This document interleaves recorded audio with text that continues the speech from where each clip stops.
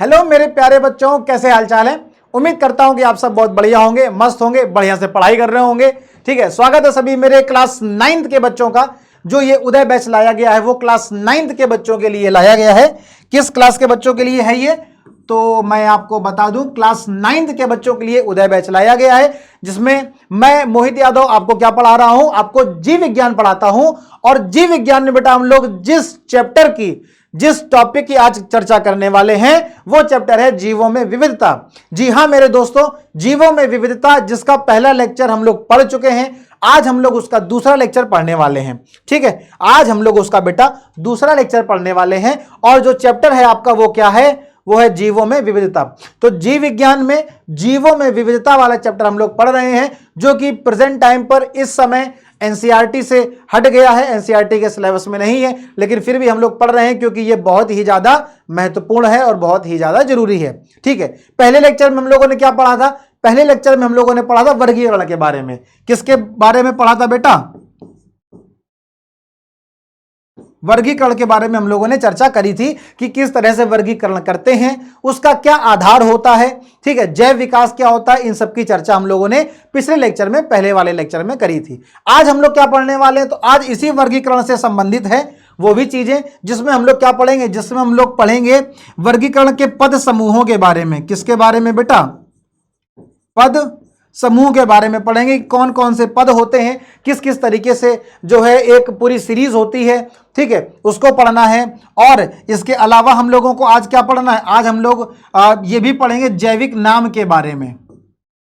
ठीक है, जैविक नाम। अब आप सोच रहे होंगे बेटा ये जैविक नाम क्या चीज है, तो ये जैविक नाम क्या है बेटा, जैसे कि आपका क्या नाम है, जैसे मान लो आपको कोई भी नाम है। ठीक है, अब आपका जो नाम है जो कि स्कूल में बुलाया जाता है आपको जिस नाम से, क्या उसी नाम से आपको घर में बुलाया जाता है?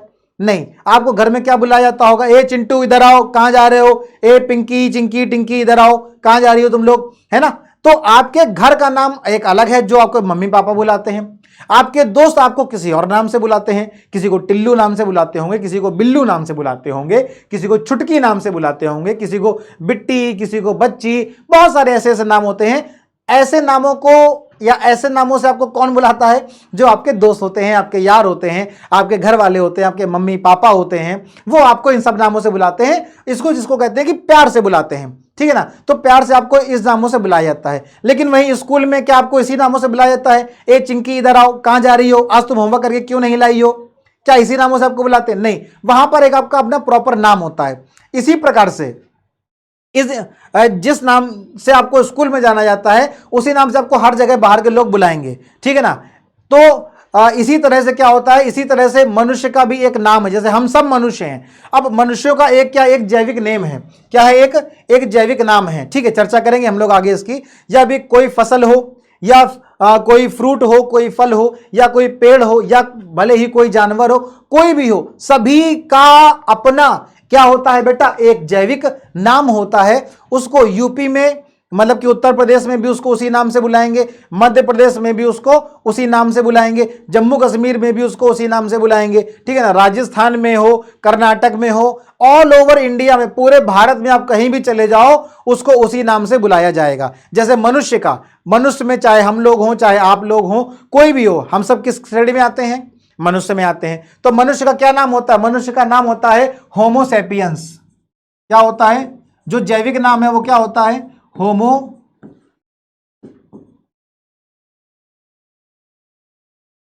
सैपियंस। किसकी चर्चा कर रहे हैं बेटा, जैविक नाम की चर्चा कर रहे हैं। क्या होता है, होमो सैपियंस या फिर होमो सैपियंस सैपियंस। ठीक, तो ये नाम हर जगह होगा, चाहे भारत में हो या भारत के बाहर हो या भारत के अंदर किसी भी शहर में हो। ठीक है, वो एक जैविक नाम होगा, उसी जैविक नाम से सभी को बुलाया जाएगा। ठीक, तो इस तरह की चीजों को आज हम लोगों को पढ़ना है। इसको किस तरह से एक पद समूह में रखा गया है, हम लोग इसकी भी चर्चा करेंगे। एक जो उसकी पूरी की पूरी श्रेणी है। ठीक है, तो बहुत ही इंटरेस्टिंग टॉपिक है जो आज हम लोग पढ़ने वाले हैं। तो देखिए बेटा, आज हम लोग क्या पढ़ने वाले हैं, आज हम लोग इस टॉपिक को पढ़ेंगे कि जो वर्गीकरण का समूह है उसकी जो पदानुक्रमित संरचना है वो क्या है। उस पदानुक्रमित संरचना के बारे में पढ़ेंगे। कौन कौन सी पद के आकार के, पदानुक्रमित, क्या लिखा है, पदानुक्रमित संरचना। पदानुक्रमित संरचना का मतलब क्या है, इसमें बहुत सारी संरचनाएं आ जाएंगी। ठीक है, उन सभी संरचनाओं को हम लोगों को यहां पर पढ़ना है। ठीक है ना, अब जैसे क्या हो गई, जैसे कि अगर थोड़ी सी अगर हम लोग बात करें तो यहां पर क्या आ जाएगा, जैसे कि यहां पर आ जाएगा सबसे पहले जगत, क्या आ जाएगा, जगत आ जाएगा। ठीक है, इसको हम लोग याद कर सकते हैं ऐसे, KFC, KFC का सभी लोगों ने नाम सुना होगा ना, है ना, KFC का सभी नाम सुना। KFC क्या हो गई, बंद हो गई, KFC ऑफ, क्या हो गई, बंद हो गई। तो के से क्या हो गया, किंगडम हो गया, इस के से क्या हो गया, किंगडम। ठीक है, हिंदी में कहते हैं उसको जगत। ठीक, एफ से क्या हो गया, एफ से हो गया फाइलम, हालांकि ये पी से होना चाहिए, क्या हो गया, फाइलम। हिंदी में क्या कहेंगे उसको, संघ कहेंगे, क्या कहेंगे, संघ कहेंगे। सी से हो गया क्लास। ठीक है, आपके किताबों में भी ये सभी नाम हिंदी में भी लिखे हुए हैं। ठीक है, क्लास हो गया। ठीक, और ओ से क्या हो गया, ऑर्डर हो गया। ठीक, तो ऑर्डर को क्या कहेंगे, ऑर्डर को बोलेंगे गढ़।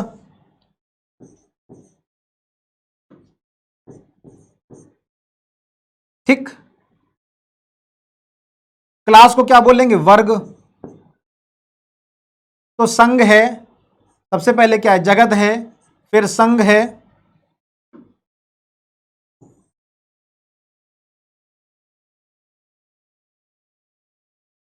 फिर वर्ग है, फिर गढ़ है। ठीक, इसी तरीके से फिर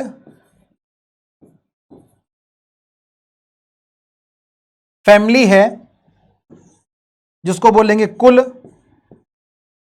ठीक, इसके बाद वंश है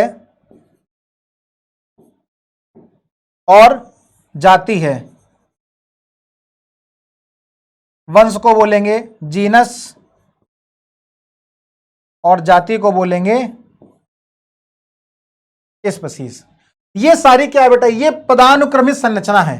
तो आज हम लोग सब कुछ समझेंगे क्या क्या है ये, कैसे कैसे ये आया, इसकी चर्चा करेंगे। फिर इसके बाद एक बहुत बढ़िया, जैसे फिर ये जगत है, तो मैंने आपको बताया था, जैसे ये जगत है, ठीक है, तो फिर इस जगत की हम लोगों ने चर्चा करनी है। आज क्या करेंगे, इस जगत की हम लोग चर्चा करेंगे। तो हम लोग देखेंगे कि ये जो जगत है ना, इस जगत को पहले दो भागों में बांटा गया। इस जगत को पहले दो भागों में बांटा गया, फिर उसको तीन भागों में बांटा गया, फिर चार भागों में बांटा गया, और फिर पांच, फिर छह।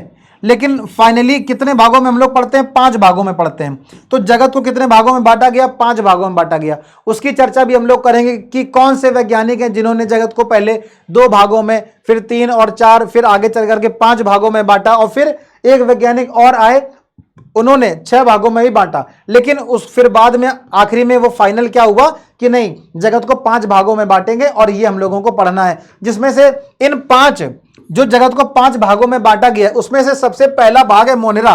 इसकी भी चर्चा हम लोग आज यहां पर करने वाले हैं। ठीक है, इसकी भी चर्चा आज हम लोग यहां करने वाले हैं। तो आपका जो चैप्टर है या जो आज आप लोग पढ़ने वाले हैं, वो बहुत ही ज्यादा इंटरेस्टिंग है और बहुत बहुत ज्यादा क्या है, महत्वपूर्ण है। ठीक है, तो चलिए शुरू करते हैं, देखते हैं ये सब चीजें क्या हैं।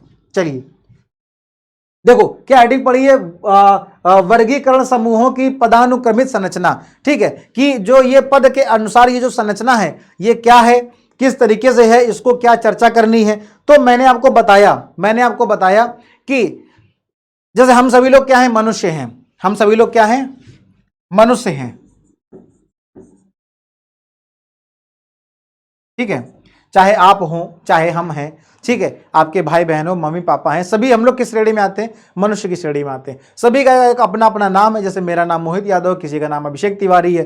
ठीक है, किसी का नाम जो है कुछ है, किसी का नाम है अपना अभिषेक है, पवन है, पवन राजपूत है। ठीक है, और इसी तरीके से बहुत सारे सबके अपने अपने नाम हैं। तो अभी सबके अलग अलग नाम हैं, लेकिन सभी क्या है, मनुष्य हैं। और इस मनुष्य का भी एक अपना नाम है। क्या नाम है, नाम जिसको हम लोग बोलते हैं जैविक नाम। क्या बोलते हैं, बायोलॉजिकल नेम, जैविक नाम, जिस नाम से उसको सब जगह जाना जाता है। ठीक, तो मनुष्य का जैविक नाम क्या है, तो मनुष्य का जैविक नाम है होमो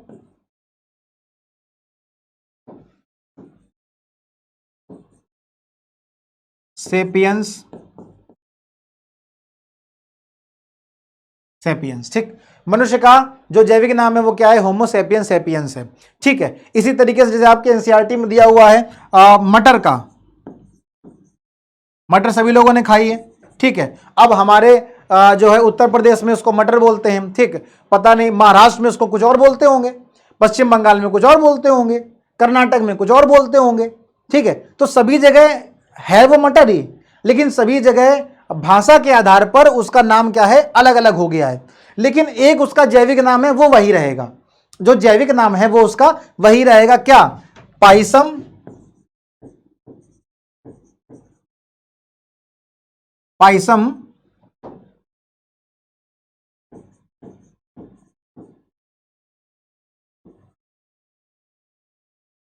सटाइवम। क्या नाम रहेगा? Pisum sativum. ठीक है, इसी तरीके से अगर हम बात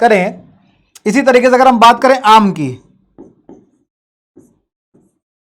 अब जब मैंने आम की चर्चा करी तो पता चले बहुत से लोगों के मुंह में पानी आ गया, यार आम, यार ये तो मेरा फेवरेट आम है ना, मुझको तो मजा आ जाएगी।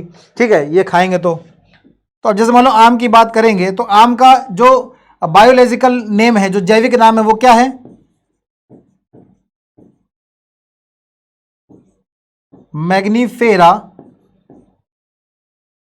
Mangifera indica.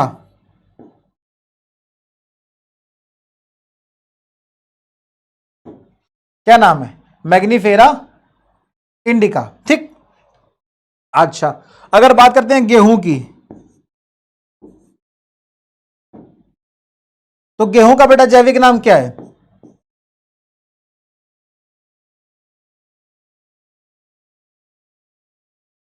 ट्रिटिकम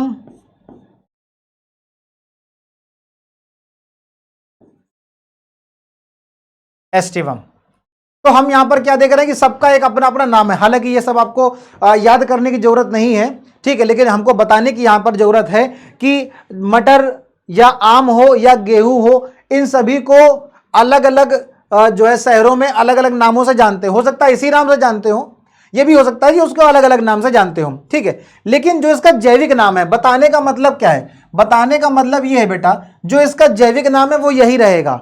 ठीक है, चाहे आप भारत देश के किसी भी शहर में चले जाओ, किसी भी प्रदेश में चले जाओ, ठीक है, या फिर आप किसी दूसरे देश में चले जाओ, आप यूएसए में चले जाओ, आप मतलब कि आप अमेरिका में चले जाओ, आप ऑस्ट्रेलिया में चले जाओ, आप फ्रांस चले जाओ, रसिया चले जाओ, इटली चले जाओ, कहीं भी चले जाओ, लंदन चले जाओ, तुम्हारा मन सोच रहा होगा सर हमको लंदन जाना है, सर नाम ही नहीं ले रहे, तुम लंदन चले जाओ भाई, परेशान नहीं हो, कहीं भी चले जाओ, जो मटर का नाम पाइसम सटाइवम जो जैविक नेम है वो भारत में भी वही है, वो दूसरे देशों में भी वही है, भारत के बहुत सारे प्रदेश वहां पर भी वही है, अन्य शहरों में भी वही नाम है जो यहां पर जैविक नाम दिया गया है।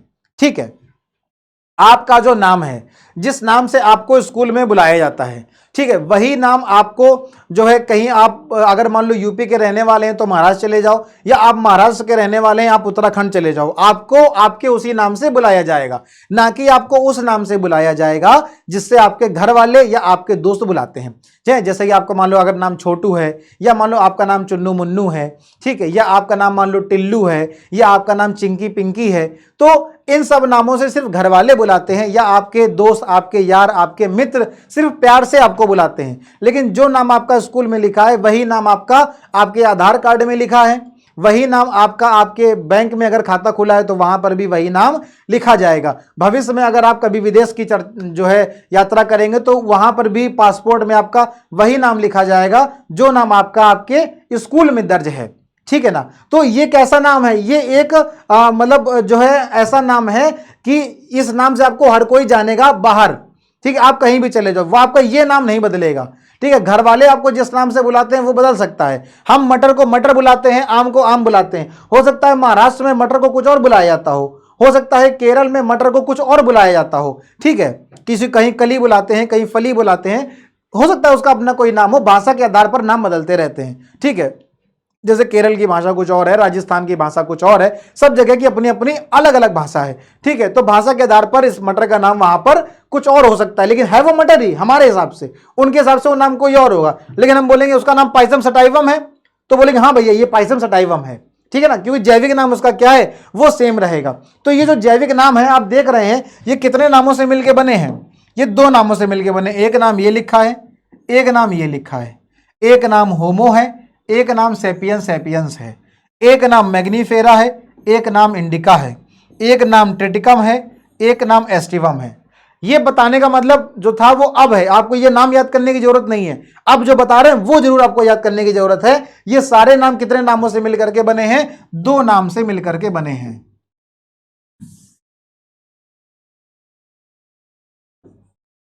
कितने नामों से मिलकर के बने हैं? दो नाम से। ठीक है, तो ये जो दो नाम से मिलकर के बने हैं इसी को बोलते हैं दो नाम से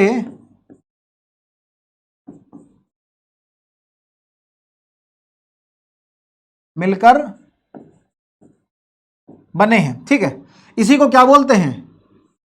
इसी को क्या बोलते हैं? इसी को बोलते हैं द्विनाम पद्धति। क्या बोलते हैं बेटा? द्विनाम पद्धति कहते हैं। ठीक है, मतलब कौन सी पद्धति है ये? दो नाम देने वाली। कौन सी पद्धति है ये बेटा? दो नाम देने वाली। क्या बोला गया उसको? द्विनाम पद्धति बोला गया। और ये दो नाम पद्धति को किसने दिया बेटा? इस द्विनाम पद्धति को दिया किसने? इस द्विनाम पद्धति को देने वाले वैज्ञानिक का नाम है कैरोलस।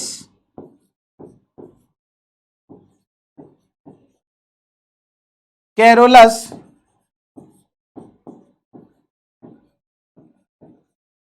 लीनियस। कौन है बताइए जिन्होंने ये द्विनाम पद्धति दी? कैरोलस लीनियस नामक ये वैज्ञानिक हैं जिन्होंने द्विनाम पद्धति दिया। द्विनाम पद्धति का मतलब है कि कोई भी जीव जंतु, कोई भी पेड़ पौधा किससे मिलकर के बना है? दो नाम से मिलकर के बना है। तो दो नाम से मिलकर के बनने की जो प्रक्रिया है उसको द्विनाम पद्धति कहते हैं। और इस द्विनाम पद्धति को सबसे पहले महान वैज्ञानिक कैरोलस लीनियस नामक वैज्ञानिक ने दिया था। ठीक है, इतना क्लियर है।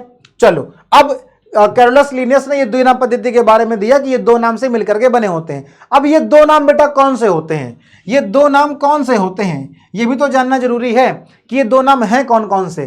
तो बेटा एक है जीनस, एक है जीनस और एक है स्पीसीज।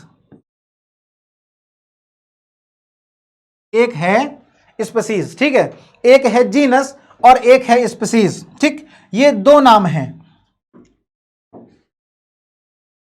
एक जीनस है और एक स्पीसीज है। ठीक है,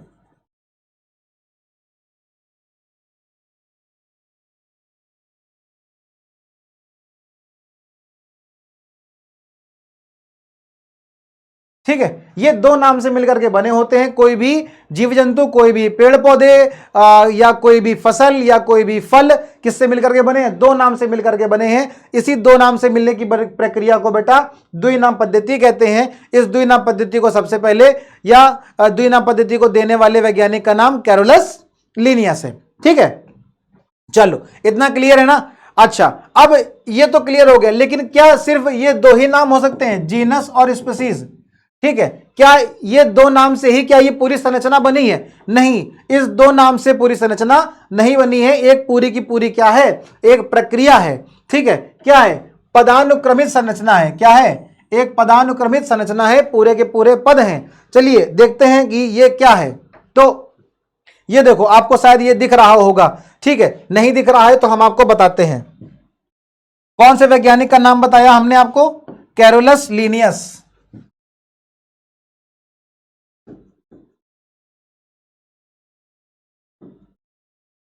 कैरोलस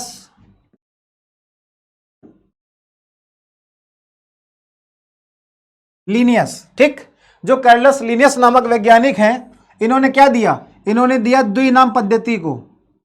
ठीक, और दो नाम पद्धति को दिया। इसके बाद ये पूरा का पूरा हमको क्या पढ़ना पड़ता है? क्या दिया? द्विनाम पद्धति। और द्विनाम पद्धति में क्या क्या आ जाएगा? द्विनाम पद्धति में आ जाएंगी दो चीजें। द्विनाम पद्धति में कितनी चीजें आ जाएंगी बेटा?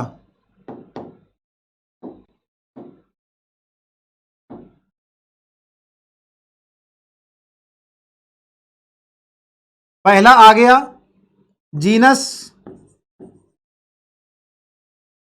ठीक, और दूसरा आ गया स्पीसीज, क्या आ गया? स्पीसीज। तो स्पीसीज को क्या कहते हैं? स्पीसीज को कहते हैं जाति। स्पीसीज को क्या कहते हैं बेटा? जाति कहते हैं। और जीनस को क्या कहते हैं? वंश कहते हैं। जीनस को क्या कहते हैं बेटा? वंश कहते हैं। ठीक, तो वंश और जाति, इन दो नामों से मिलकर के, ठीक, एक वंश और एक ये जाति, इन दो नामों से मिलकर के किसी भी जीव जंतु का, किसी भी पेड़ पौधे का नाम दिया जाता है। ठीक, लेकिन अगर आप बात करेंगे पूरे के पूरे पद की, किसकी? पदानुक्रमित संरचना, किसकी बात करेंगे आप?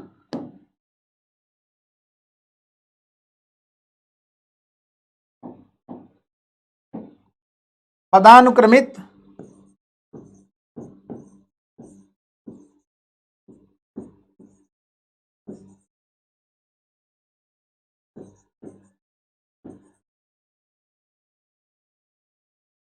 पदानुक्रमित संरचना की जब आप बात करेंगे तो आप यहां पर देखेंगे कितने तरह के पद दिए थे, तो बहुत सारे हैं। ठीक है, सबसे पहले क्या आ जाएगा बेटा? सबसे पहले आता है जगत। सबसे पहले क्या आएगा? सबसे पहले आएगा जगत। ठीक है, सबसे पहले बेटा क्या आएगा? सबसे पहले जगत आएगा, जिसको अंग्रेजी में क्या बोलेंगे? किंगडम बोलेंगे। क्या बोलेंगे? किंगडम बोलेंगे। फिर दूसरे नंबर पे क्या आएगा? दूसरे नंबर पे आएगा संघ। क्या आएगा? संघ, जिसको क्या बोलेंगे अंग्रेजी में? फाइलम बोलेंगे। क्या बोलेंगे? फाइलम। या फिर इसको, या इसको डिवीजन भी कह सकते हैं। क्या कह सकते हैं? डिवीजन कह सकते हैं। और हिंदी में इसको क्या कहेंगे? भाग। क्या कहेंगे? भाग। और अंग्रेजी में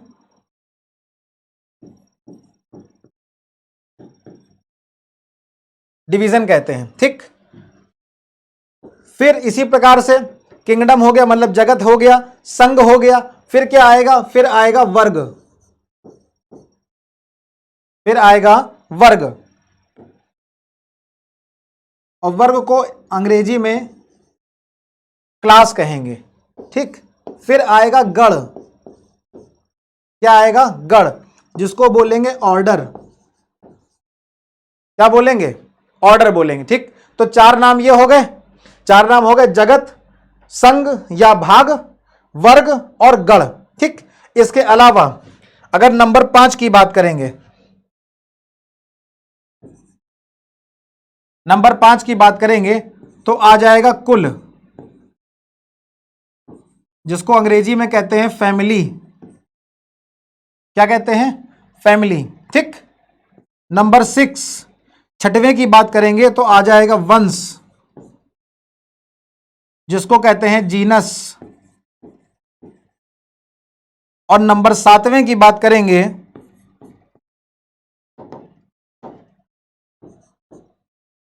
तो आ जाएगा जाति, और अंग्रेजी में कहते हैं स्पीसीज। तो कितनी चीजें हो गई बेटा यहां पर?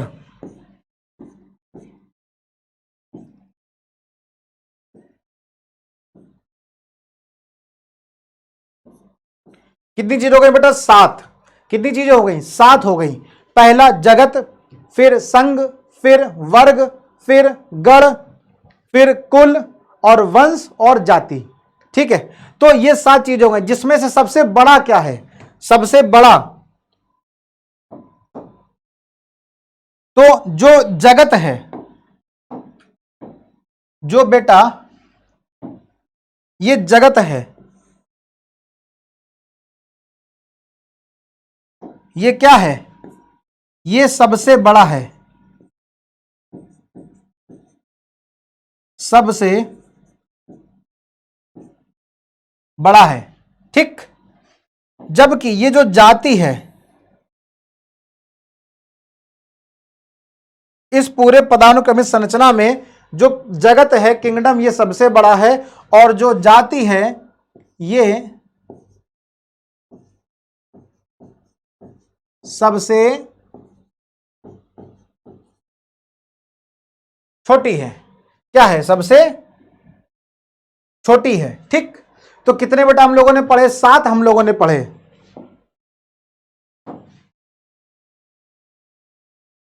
सबसे पहले क्या पढ़ा? सबसे पहले पढ़ा जगत।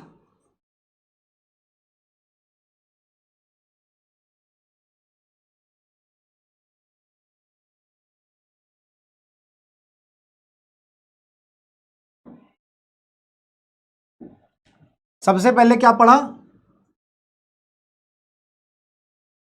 जगत। ठीक, फिर क्या पढ़ा? संघ। फिर क्या पढ़ा? संघ। ठीक, फिर क्या पढ़ा बेटा? संघ, या फिर क्या कह सकते हैं? संघ या भाग। संघ या भाग। फिर क्या पढ़ा? वर्ग।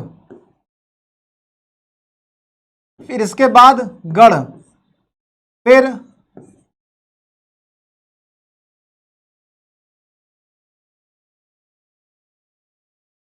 कुल। फिर वंश, और फिर जाति। ठीक, जगत को क्या बोला गया? किंगडम। संघ को क्या बोला गया? फाइलम। डिवीजन को डिवीजन। वर्ग को क्लास। गण को ऑर्डर। कुल को फैमिली।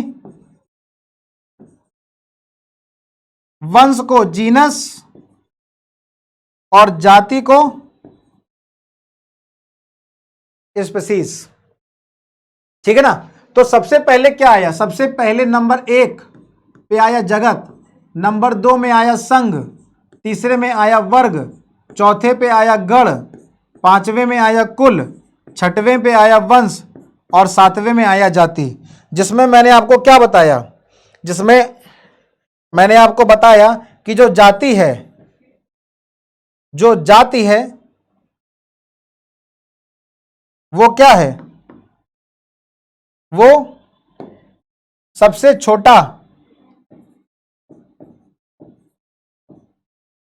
क्या है? सबसे छोटा है। जबकि जो जगत है,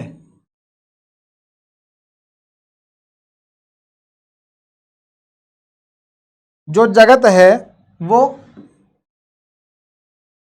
सबसे क्या है? बड़ा है। तो जगत सबसे बड़ा, जाति सबसे छोटी। सबसे नंबर 1 पे क्या आएगा? किंगडम। और इसके बाद जैसे जैसे सिमिलरिटी, जैसे जैसे समानता बढ़ती जाएगी, वैसे वैसे फिर हम नीचे की तरफ आते चले जाएंगे। ठीक, जगत टोटल कितने जगत होते हैं? कुल 5 जगत होते हैं। कितने? 5 जगत होते हैं। भी चर्चा करेंगे पांचों जगत की। इसके बाद फिर बात करेंगे, अगर चाहे फाइलम की बात करें, मतलब संघ की बात करेंगे, तो संघ में रखते हैं जीव जंतुओं को, और भाग में रखते हैं पेड़ पौधों को। ठीक है, ये अलग अलग क्यों किया गया है? ये अलग अलग इसीलिए किया गया है क्योंकि अगर आप बात करोगे संघ की, किसकी बात करोगे? संघ की, तो संघ में रखोगे आप जीव जंतुओं को। ठीक है, संघ में किसको रखेंगे? संघ में रखेंगे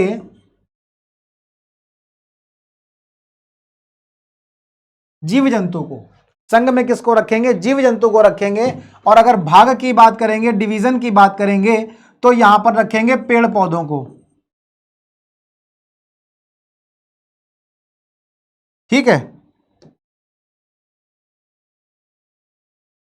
किसको रखेंगे? पेड़ पौधों को रखा जाएगा। तो जब पेड़ पौधों को रखने की बारी आएगी तो डिवीजन लिखेंगे, भाग लिखेंगे। अगर जीव जंतुओं को लिखने की बारी आएगी तो फिर संघ लिखेंगे, फाइलम लिखेंगे। ठीक है ना? संघ को अंग्रेजी में क्या कहते हैं? फाइलम कहते हैं। और जैसे जैसे हम नीचे की तरफ बढ़ते जाएंगे, संघ से वर्ग, वर्ग से गण, फिर कुल और वंश और जाति, जैसे जैसे हम ऊपर से नीचे की तरफ आते जाएंगे, तो हमारी जो सिमिलरिटी है, जो समानता है, ठीक है, जो समानता है वो बढ़ती चली जाएगी।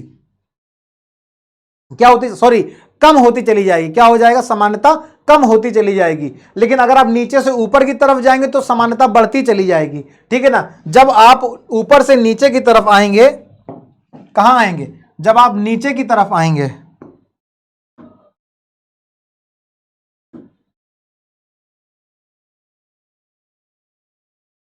जब आप नीचे की तरफ आएंगे तो समानता क्या होगी, नीचे की तरफ आने पर क्या होगा,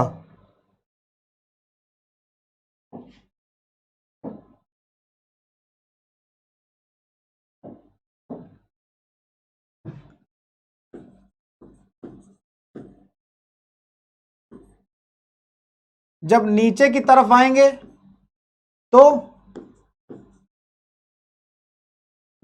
समानता कम होगी, समानता कम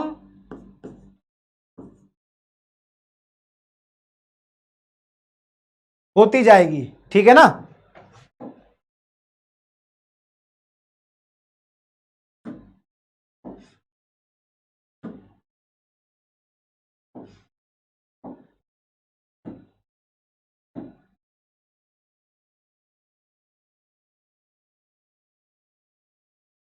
ठीक, जब नीचे की तरफ आएंगे तो समानता कम होती चली जाएगी, जब ऊपर की तरफ जाएंगे तो समानता बढ़ती चली जाएगी। तो ये क्या है, रिवीजन कर लेते हैं। कैरोलस लीनियस, कैरोलस लीनियस नामक वैज्ञानिक ने क्या दिया, कैरोलस लीनियस नामक वैज्ञानिक ने ये द्विनाम पद्धति के बारे में दिया। किसके बारे में दिया, द्विनाम पद्धति के बारे में दिया, जिसमें क्या आता है, द्विनाम पद्धति में दो नाम आते हैं, एक वंश आता है और एक जाति आती है, ठीक है। इसके अलावा वंश और जाति आती है, और इसी वंश और जाति के से मिलकर के क्या बना होता है, द्विनाम पद्धति से मिलकर ही क्या बना होता है, जो है जीवों के नाम, द्विनाम पद्धति से मिलकर ही क्या बनाते हैं, जीवों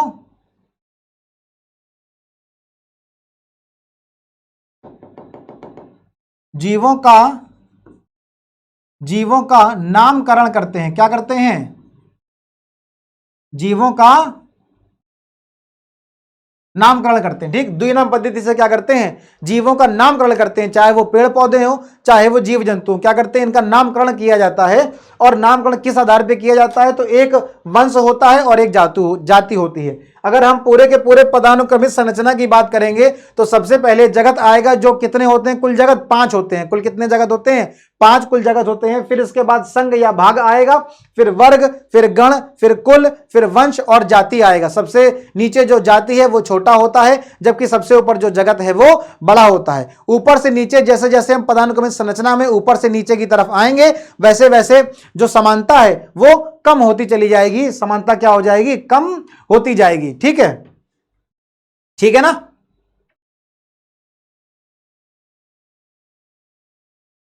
ठीक, तो क्या लिखा है, इस प्रकार पढ़ो क्या लिखा है, इस प्रकार वर्गीकरण के एक पदानुक्रम, इस प्रकार वर्गीकरण के एक पदानुक्रम में जीवों का जो विभिन्न लक्षण है, जीवों को विभिन्न लक्षणों के आधार पर, किसके आधार पर बेटा, लक्षणों के आधार पर, किसके आधार पर,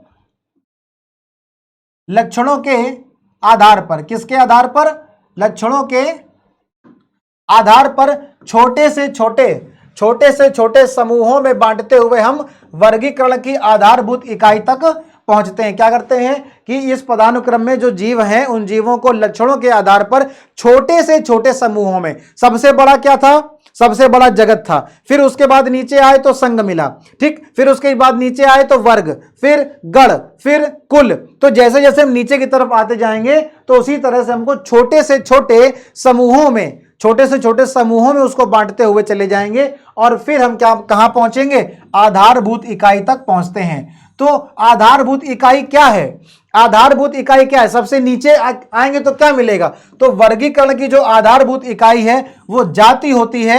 अंग्रेजी में क्या कहते हैं उसको, अंग्रेजी में उसको स्पीशीज कहते हैं। क्या कहते हैं उसको, स्पीशीज कहते हैं। हिंदी में क्या कहते हैं, जाति कहते हैं। तो जाति क्या है, वर्गीकरण की आधारभूत इकाई है। बहुत ही महत्वपूर्ण लाइन ये लिखी हुई है, ठीक है। वर्गीकरण की आधारभूत इकाई क्या है, तो वो जाति है, ठीक। तो वो सबसे छोटा है। तो बेटा सबसे छोटा क्या है, जरा याद करो, सबसे छोटा क्या है, सबसे छोटा है जाति, सबसे छोटा क्या है, जाति है। और फिर उसके बाद आगे बढ़ोगे तो क्या मिलेगा, वंश, जाति के बाद क्या है, याद करो जरा, वंश, और वंश के बाद क्या है, कुल, वंश के बाद कुल, और कुल के बाद जाति, फिर वंश, फिर कुल, और कुल के बाद क्या मिलेगा, गण, और गण के बाद वर्ग, वर्ग के बाद संघ या फिर भाग, और इसके बाद क्या मिलेगा, जगत, इसके बाद क्या मिलेगा, जगत। तो सबसे आखिरी में क्या मिल रहा है, सबसे आखिरी में मिल रहा है जगत। सबसे पहले क्या मिल रहा है, सबसे पहले मिल रहा है जाति। तो सबसे छोटा जो आधारभूत इकाई है, छोटे से छोटे समूहों में बांटते हुए हम आधारभूत इकाई तक पहुंचते हैं। तो ये जो जाति है बेटा, ये जो जाति है ये क्या है, ये आधारभूत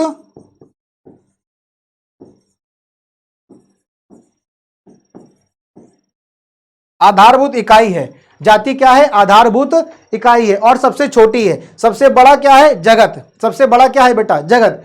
तो अगर बेटा हम लोग चर्चा करेंगे जगत की, किसकी चर्चा करेंगे, जगत की अगर चर्चा करेंगे तो इस जगत को कितने तरह से इसका जगत का वर्गीकरण किया गया है। जगत का जो वर्गीकरण है वो कितने तरह से किया गया है। तो बेटा जो जगत का वर्गीकरण है, सबसे पहले दो जगत का वर्गीकरण किया गया, दो जगत का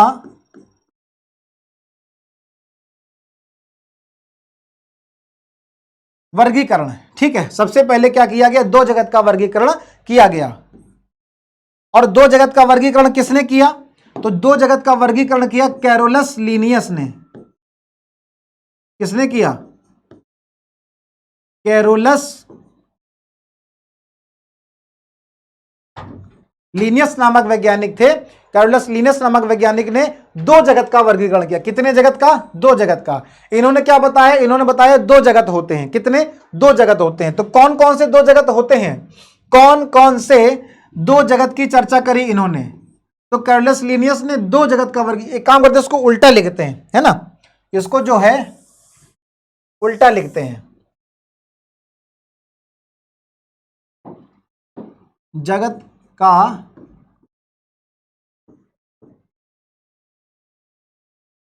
वर्गीकरण, ठीक।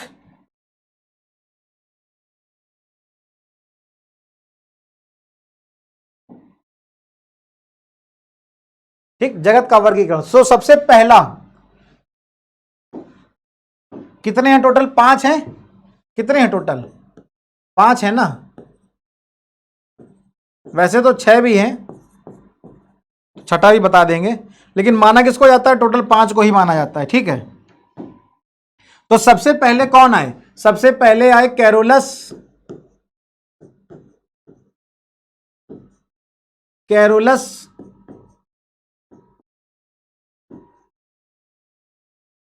लीनियस। कौन आए, कैरोलस लीनियस आए। और कैरोलस लीनियस ने बेटा कितने जगत का वर्गीकरण दिया, दो जगत का। इन्होंने बताया भैया देखो ऐसा है कि दो जगत होते हैं खाली। कितने जगत होते हैं, दो जगत होते हैं। कितने जगत होते हैं,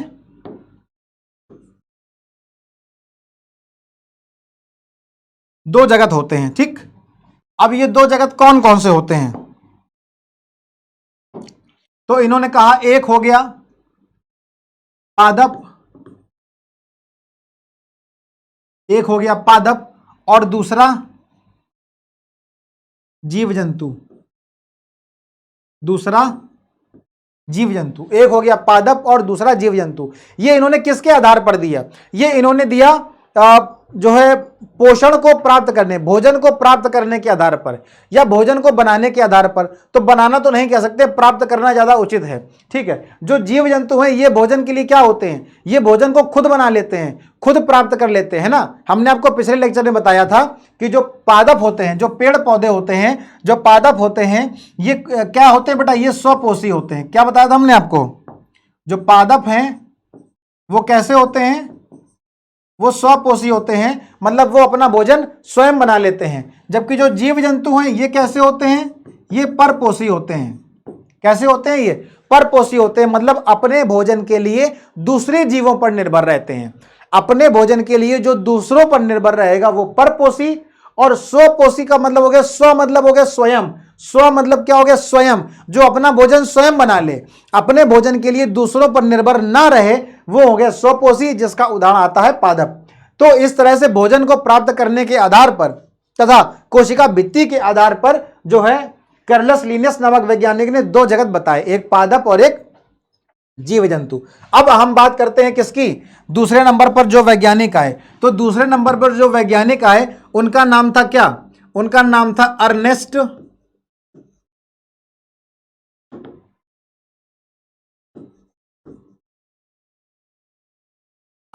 हेकल। क्या नाम था, अर्नेस्ट हेकल नाम था। और अर्नेस्ट हेकल ने क्या कहा, भैया दो जगत नहीं होते हैं, कितने जगत होते हैं, तीन जगत होते हैं। कितने जगत होते हैं, तीन जगत होते हैं, ठीक है।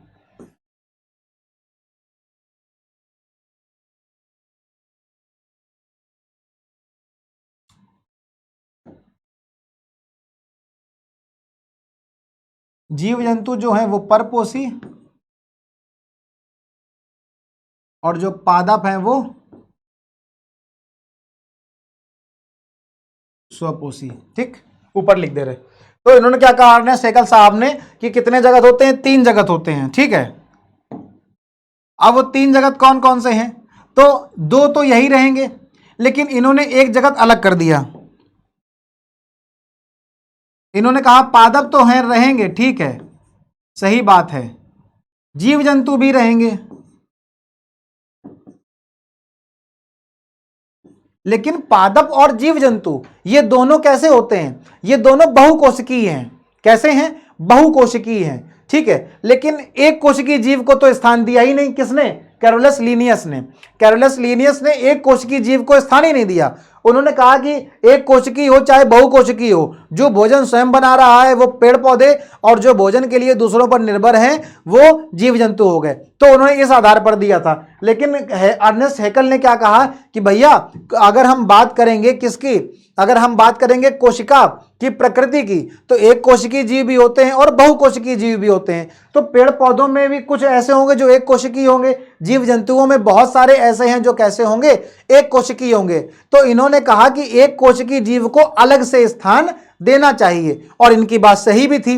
तो इसलिए इन्होंने क्या किया, एक कोशिकीय जीवों को अलग से स्थान दे दिया, जिसको इन्होंने किस जगत का नाम दिया, इसको इन्होंने प्रोटिस्टा जगत का नाम दिया।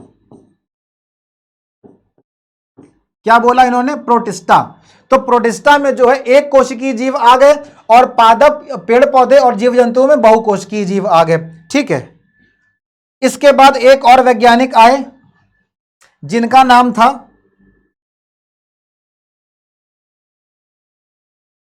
कोपलैंड।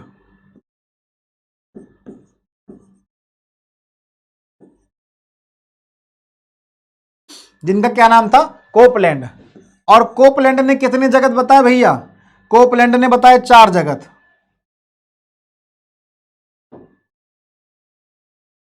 कितने जगत, चार जगत, ठीक। अब इन्होंने कौन कौन से, इन्होंने चौथा जगत कौन सा बता दिया भाई, इन्होंने कौन सा नया जगत जोड़ दिया। अब तीन तो यहां पहले से ही थे, फिर इन्होंने किसको जो है जोड़ दिया, तो इन्होंने कहा कि जो प्रोटिस्टा है वो एक कोशिकीय तो हैं, हम मानते हैं इस बात को, किस बात को, कि एक कोशिकीय तो हैं। लेकिन यहां पर समस्या क्या है, यहां पर समस्या यह है कि अगर हम बात करेंगे केंद्रक की विकसित और अल्प विकसित की बात की, कि अगर केंद्रक, हमने आपको पिछली क्लास में बताया था, जो केंद्रक है वो उस केंद्रक की प्रकृति के आधार पर, किसके आधार पर, केंद्रक की प्रकृति के आधार पर दो तरह का वर्गीकरण किया गया। एक को बोला गया प्रोकैरियोटिक जीव और एक को बोला गया यूकैरियोटिक जीव। क्या बोला गया, प्रोकैरियोटिक बोला गया और एक को यूकैरियोटिक बोला गया। तो जिसमें केंद्रक पूर्ण विकसित है उसको यूकैरियोटिक बोलते हैं, जिसमें केंद्रक अल्प विकसित है उसको प्रोकैरियोटिक बोलते हैं। तो केंद्रक की प्रकृति के आधार पर कोपलैंड ने चार जगत दे दिए, और चौथे तीन तो ये सेम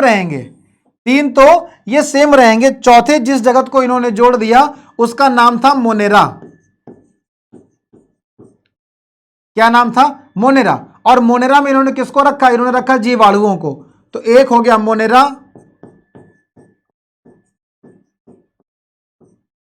दूसरा हो गया प्रोटिस्टा, तीसरा पादप मतलब पेड़ पौधे,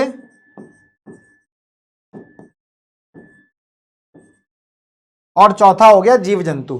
ठीक, तो ये हो गए 4 जगत। अब देखो हम लोग क्या पढ़ रहे हैं, जगत का वर्गीकरण पढ़ रहे हैं। पहले कितने जगत आए, पहले 2 जगत आए, फिर 3 जगत आए, फिर 4 जगत आए, और अब हम लोग पढ़ेंगे 5 जगत के बारे में। अब हम लोग क्या पढ़ेंगे, 5 जगत के बारे में। और 5 जगत को किसने दिया, 5 जगत को दिया आर एच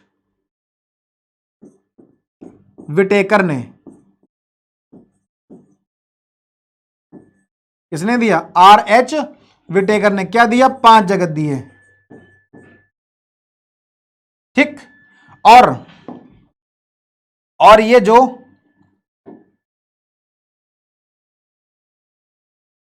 ये जो पांचवा जगत था, पांचवा जगत ये लोग क्या ले आए, पांचवा जगत ये लोग ले आए फंजाई। तो पहला हो गया मोनेरा, दूसरा है प्रोटिस्टा,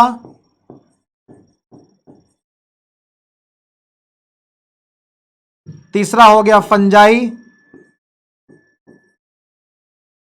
फंजाई को हिंदी में बेटा क्या कहते हैं, कवक कहते हैं। ठीक है, चौथा हो गया पादप, और पांचवा हो गया जीव जंतु। पांचवा क्या हो गया, जीव जंतु हो गया। ठीक, तो इस तरह से कितने जगत आ गए बेटा, ये आ गया पांचवा जगत। और ये जो पांचवा जगत था जिसको आर एच विटेकर ने बताया, यही पांचवा जगत आर एच विटेकर ने जो बताया, ये सर्वमान्य हुआ। क्या हुआ, ये सर्वमान्य हुआ, इसी को सभी ने माना। ठीक है, इसके बाद एक छठवां जगत भी आया था, एक छठवां जगत भी आया था जिसको कार्ल वोस नामक वैज्ञानिक ने दिया था।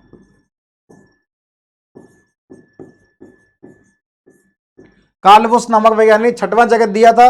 और इन्होंने क्या कहा था छठवें जगत में, इन्होंने मोनेरा के अंदर जो जीवाणु आते हैं, मोनेरा के अंदर क्या आते हैं, जीवाणु आते हैं, बैक्टीरिया, उसी बैक्टीरिया को 2 भागों में तोड़ दिया था। एक को बोल दिया था आर्की बैक्टीरिया, और एक को बोला था यू बैक्टीरिया। ठीक है, तो ये जो 6 जगत थे, इस 6 जगत में इस मोनेरा को इन्होंने तोड़ करके 2 भागों में बांट दिया। एक को आर्की बैक्टीरिया,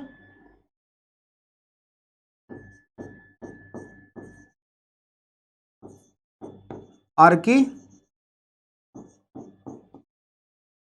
बैक्टीरिया, ठीक है ना, और दूसरे को यू बैक्टीरिया।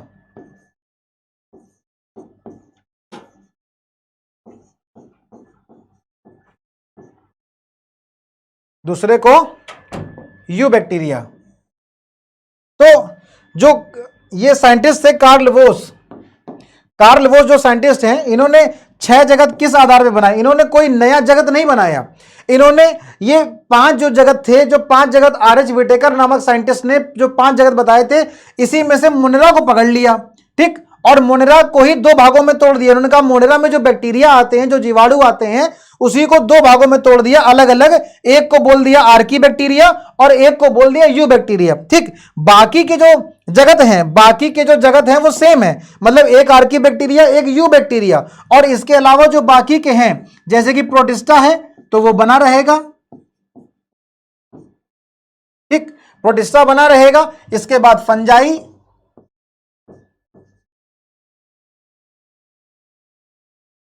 फिर पादप,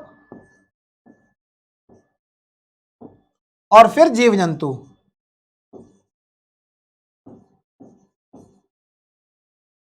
ठीक, तो इस प्रकार से 6 जगत का निर्माण हुआ, जिस 6 जगत में क्या हुआ, प्रोटिस्टा, फंजाई, पादप, जीव जंतु, ये 4 सेम थे।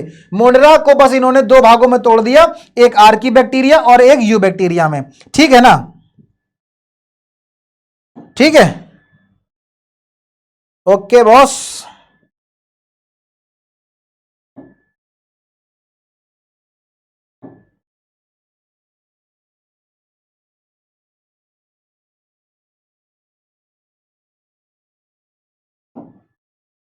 ठीक है ना, तो ये जो 6 जगत हैं, इस 6 जगत में क्या आ गए, ये सारे सारे 6 जगत आ गए। लेकिन बाद में क्या हुआ, इस आर्की बैक्टीरिया और यू बैक्टीरिया दोनों को उठा करके कहां रख दिया गया, मोनेरा में रख दिया गया। आर्की बैक्टीरिया और यू बैक्टीरिया दोनों को किस में डाल दिया गया, मोनेरा में डाल दिया गया। और इस प्रकार से हम कितने जगत की चर्चा करते हैं, सिर्फ और सिर्फ 5 जगत की ही चर्चा करते हैं। तो बेटा ये जो स्लाइड है ये बहुत ही महत्वपूर्ण है। इसमें क्या बताया गया है, इसमें जगत का वर्गीकरण बताया गया है कि किस प्रकार से सबसे पहले 2 जगत, फिर 3, फिर 4 और 5 और इस प्रकार से 6 जगत का निर्माण हुआ। ठीक है ना। जो 2 जगत है वो किसने दिया था, कैरोलस लिनियस नामक वैज्ञानिक ने 2 जगत का निर्माण किया था। जो 2 जगत को दिया था, जिसमें इन्होंने एक को पादप और दूसरे को जीव जंतु बताया था। और आधार क्या बताया, आधार इन्होंने ये बताया जो पादप हैं वो स्वपोषी होते हैं, अपना भोजन स्वयं प्राप्त करते हैं, जबकि जो जीव जंतु हैं वो परपोषी होते हैं, अपने भोजन के लिए किसी दूसरे जीव पर निर्भर रहते हैं। ठीक, इसके बाद आए 3 जगत को देने वाले अर्नेस्ट हेकल। अर्नेस्ट हेकल ने पादप जगत और जंतु जगत से प्रोटिस्टा को अलग कर दिया। प्रोटिस्टा कौन है, प्रोटिस्टा एक कोशिकीय जीव है। इन्होंने कहा कि भैया एक कोशिकीय जीव को अलग से स्थान दो, तो एक कोशिकीय जीव प्रोटिस्टा को अलग कर दिया, पादप और जीव जंतु बहुकोशीय दोनों को एक साथ रख दिया। ठीक है, इसके बाद 4 जगत दिया गया कोपलैंड ने मोनेरा को भी अलग कर दिया। अब बोलोगे मोनेरा को किस आधार पर अलग किया, मोनेरा भी एक कोशिकीय है, प्रोटिस्टा भी एक कोशिकीय है, तो जो है प्रोटिस्टा, पादप और जीव जंतु ये तीनों यूकैरियोट हैं। यूकैरियोट का मतलब क्या है, मतलब यहां पर केंद्रक उपस्थित है, मोनेरा में केंद्रक अनुपस्थित है या अल्प विकसित है। तो केंद्रक की प्रकृति के आधार पर जो है इन 3 किंगडम से फिर मोनेरा को अलग किया गया और 4 जगत का निर्माण हुआ। इसी प्रकार से फिर 5वें जगत का निर्माण हुआ। 5वां जगत कौन लाया गया, 5वां जगत फंजाई लाया गया, क्योंकि मोनेरा, प्रोटिस्टा, पादप और जीव जंतु पहले से लिखा है।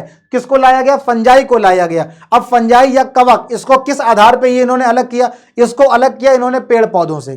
किसको अलग किया, पेड़ पौधों से अलग किया। इन्होंने कहा कि भैया जो पेड़ पौधे होते हैं वो स्वपोषी हैं, वो अपना भोजन स्वयं बना लेते हैं। फंजाई भी लगभग उसी कैटेगरी में ही आते हैं, इनमें भी कोशिका भित्ति पाई जाती है, पेड़ पौधों में भी कोशिका भित्ति पाई जाती है। समझ रहे हो ना, पेड़ पौधों में भी, पादप में भी कोशिका भित्ति पाई जाती है, फंजाई या कवक में भी कोशिका भित्ति पाई जाती है। लेकिन जो फंजाई है वो परजीवी है।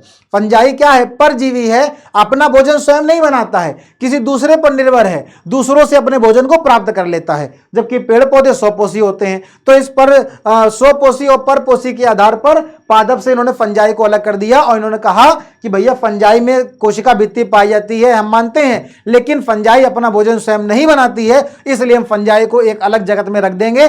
और इस प्रकार से मोनेरा, प्रोटिस्टा, फंजाई, पादप और जीव जंतु करके 5 जगत का निर्माण हुआ, जो आज सर्वमान्य है, जिसको आर.एच. विटेकर साहब ने 1969 में, आर.एच. विटेकर साहब ने 1969 में 1969 में इसको दिया और ये आज सर्वमान्य है। इसके अलावा 6 जगत की भी चर्चा करी जाती है, तो आप पढ़ लें उसको कि कार्ल वोस नामक वैज्ञानिक ने 6 जगत का निर्माण किया, जिसमें से इन्होंने मोनेरा में जीवाणु आते हैं और मोनेरा से ही जो है जीवाणुओं को यू बैक्टीरिया और आर्की बैक्टीरिया 2 अलग अलग भागों में तोड़ दिया। इस प्रकार से हम क्या पढ़ते हैं बेटा, जगत का वर्गीकरण पढ़ते हैं। ठीक है ना, ठीक। तो अब एक चर्चा और कर लेते हैं यहां पर, किसकी, एक बार जरा यहां पर सारे जगत लिख लेते हैं। पहले कितने जगत पढ़े हम लोगों ने, पहले पढ़ा मोनेरा, फिर पढ़ा प्रोटिस्टा और फिर पढ़ा हम लोगों ने फंजाई, फिर पढ़ा हम लोगों ने पादप और हम लोगों ने फिर पढ़ा जीव जंतु। क्या पढ़ा, जीव जंतु पढ़ा। ये क्या है, ये जगत है। क्या है ये, जगत। कितने हैं, 5। कितने जगत हैं, 5 जगत है। ठीक, पहला मोनेरा है, दूसरा प्रोटिस्टा है, तीसरा फंजाई, चौथा पादप और 5वां जीव जंतु। ठीक है ना, मोनेरा, प्रोटिस्टा, फंजाई, पादप पेड़ पौधे और जीव जंतु। ठीक है, हमने आपको क्या बताया था, जो मोनेरा है वो कैसा है? वो प्रोकैरियोटिक है।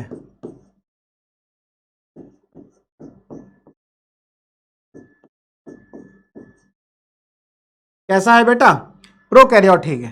प्रोकैरियोटिक का मतलब केंद्रक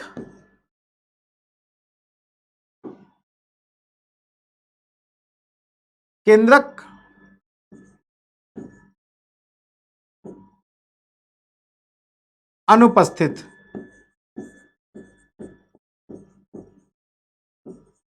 केंद्रक क्या है? अनुपस्थित है। ठीक, बाकी के ये जो सारे हैं, चाहे प्रोटिस्टा से लेकर के और जीव जंतु तक, ये सारे ही कैसे हैं?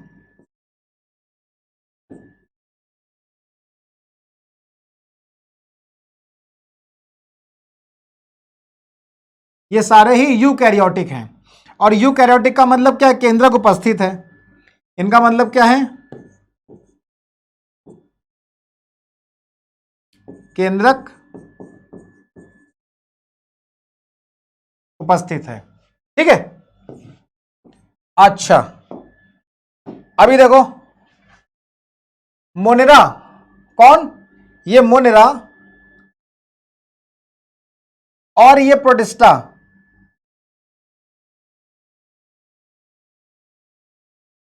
मोनेरा और ये प्रोटिस्टा कैसे हैं? एक कोशिकीय हैं।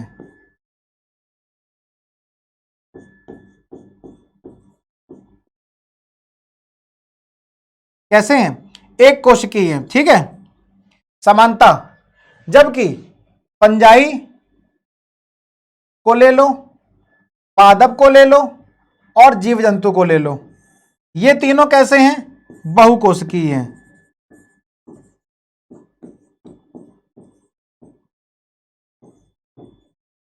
कैसे हैं? बहुकोशिकीय हैं। ठीक है, तो फंजाई ले लो, पादप ले लो, जीव जंतु ले लो, कैसे हैं? बहुकोशिकीय हैं। प्रोटिस्टा और मोनेरा कैसे? एक कोशिकीय, ये समानता है। लेकिन मोनेरा और प्रोटिस्टा में अंतर क्या है कि जो मोनेरा है वो प्रोकैरियोटिक है।